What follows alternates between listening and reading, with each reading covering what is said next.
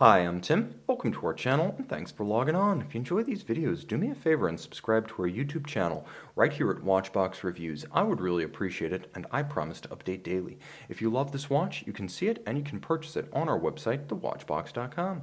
And today we are discussing the Audemars Piguet Royal Oak Offshore 44mm. This is the reference 26410RO, combination of a well-chosen ceramic bezel to protect a red gold 18 karat case. Now, since the 44mm Royal Oak became a regular offering in 2011, it has been a larger watch for a larger wrist, but it has the key advantage over the 42 of having a more handsome and perhaps even more coherent aspect ratio of thickness to width, to diameter across the wrist. It appears flatter even though it isn't. It feels less like a stack atop the wrist and more of a sleek wrist-hugging piece of forearm furniture.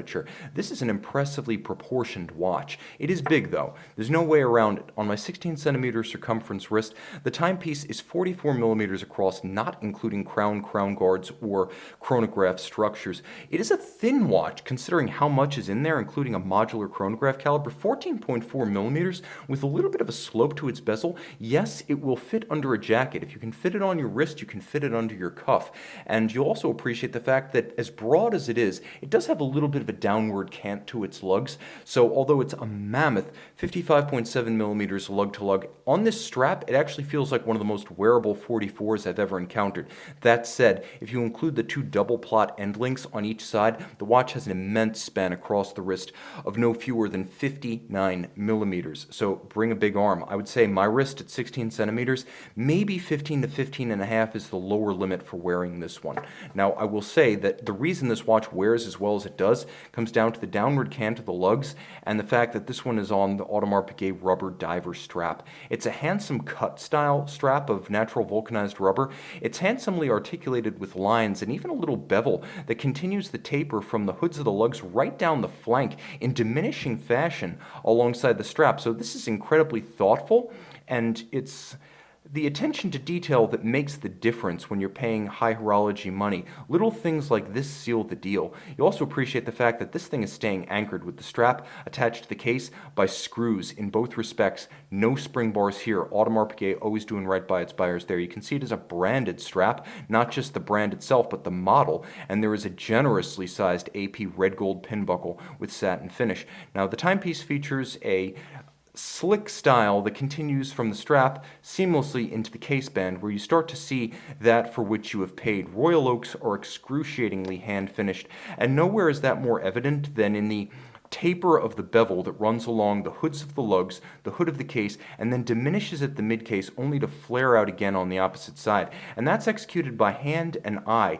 and it's millimetrically symmetrical from side to side and end to end. And it's that level of precision and handcraft that sets Audemars Piguet and the Royal Oaks, both offshores and standard, apart from the pack. The satin finish case band is gorgeous, handsome, strong, and it's broken up by the articulation of materials. You can see the gasket, a hairline emergence from the case back. You can see the perfect alignment of the seam of the case back, the mid case, as well as the bezel, and that's through 3 different components and 2 different materials. You'll also note that the bezel gasket is fully expressed, but unlike on other models where the bezel will be a different color than the gasket, here it blends in to the color of the gasket and creates the impression of a more imposing structure. So the bezel itself is polished outboard and satin finished on its top, and we'll get in there close. You can see the satin finish on the top contrasting nicely with the polish of the flank, and there's a sharp break between the two surfaces that runs all the way around.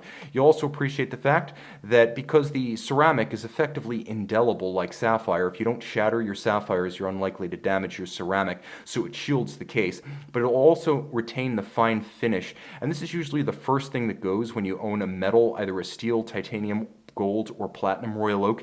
It's the details of the bezel that get mussed first.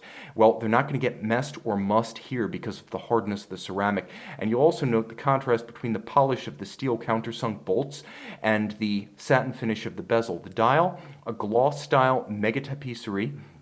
You can see the oversized hobnails. You can see the red gold accents throughout, red gold indices cantilevered out from the seconds track onto the center dial, a minimalist and magnified date inside the dial. You can see the Cyclops Eye magnifier is the opposite of a Rolex. Instead of being on top of the crystal, it's inside the dial of the watch. gold AP applique logo, and then sub-registers with minimal calibration for constant seconds, and then chronograph minutes and chronograph hours. The watch featuring a Dubois de Praz chronograph module with a vertical clutch, and outboard a tachymeter scale against which you can gauge the speed of an object over a known closed course, such as a standing mile or a standing kilometer. On the crown side, you can see the hardware, impressive. You'll even appreciate the fact that the small creases and folds of the crown guard and pusher guard structures are hand finished in their own right. You'll also appreciate the fact that everything's capped with ceramic for additional scratch resistance, and get a load of the differential finish. Satin on the side of the chronograph pusher and high polish on the face, and that's on ceramic, and that's just a pusher. Screw down crown, 100-meter water resistance. The case back, we're going to get as close as we can without distorting the image here. Audemars Piguet, manufacturer caliber 3126 attached to that 3840DD module. It is a automatic winding, 50 to 55 hour power reserve, Audemars Piguet proprietary caliber, 365 parts and 59 joules between the two components, module and base. Beats weight at 21,600 vibrations per hour to help enable that 50 to 55 hour power reserve.